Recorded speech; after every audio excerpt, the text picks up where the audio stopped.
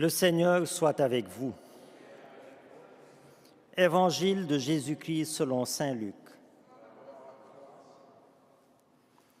En ce temps-là, à l'adresse de certains qui étaient convaincus d'être justes et qui méprisaient les autres, Jésus dit la parabole que voici. Deux hommes montèrent au temple pour prier.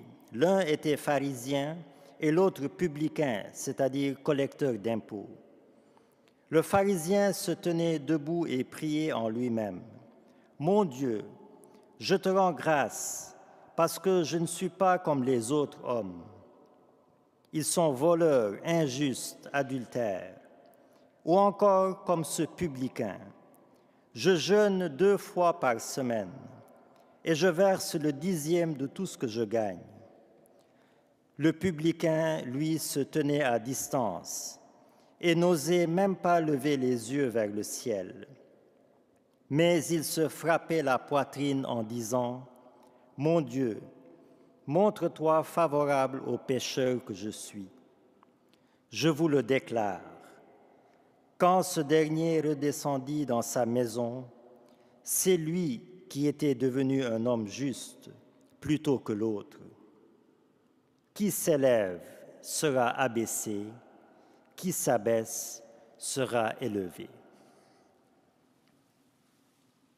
Acclamons la parole de Dieu.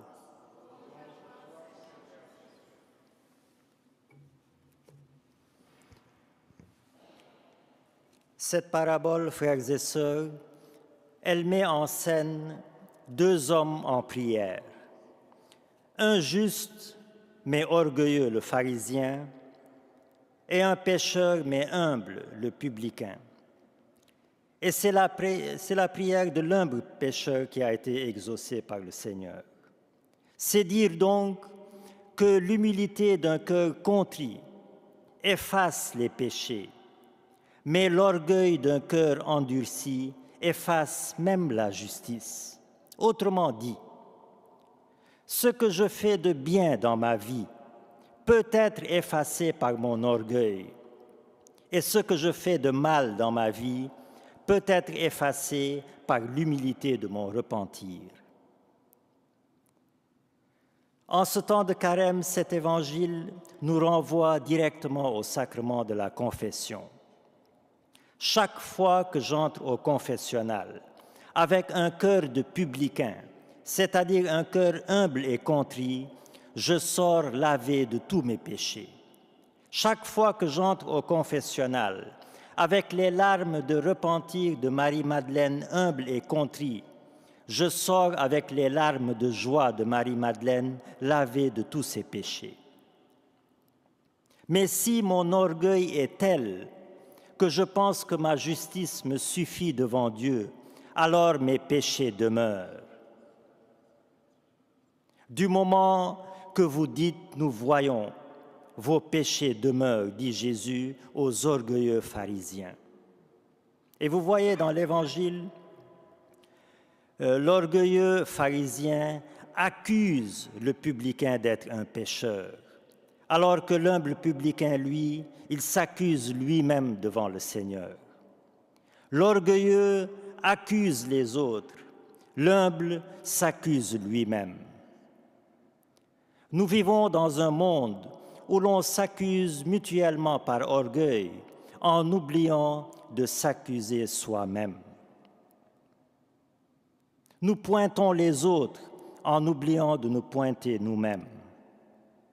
Tant que le cœur humain est dominé par l'orgueil, nous verrons encore et toujours sur nos écrans de télévision ces images épouvantables, effroyables, inhumaines que nous voyons à longueur de journée.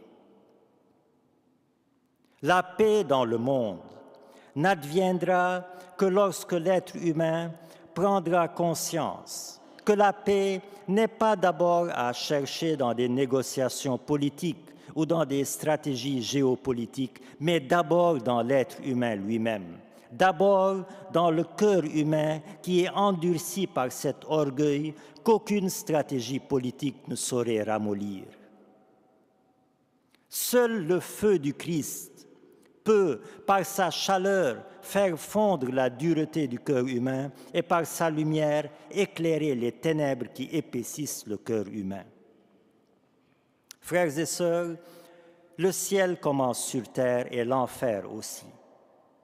L'humilité est la voie pour un monde meilleur, un monde plus humain, que nous construirons pas seulement par des tentatives politiques, mais par cette prise de conscience personnelle et salutaire que pour changer le monde, il faut d'abord changer les cœurs. Et pour changer les cœurs, il faut d'abord changer mon cœur. L'humilité est la clé qui ouvre toutes les portes, et notamment les portes du ciel.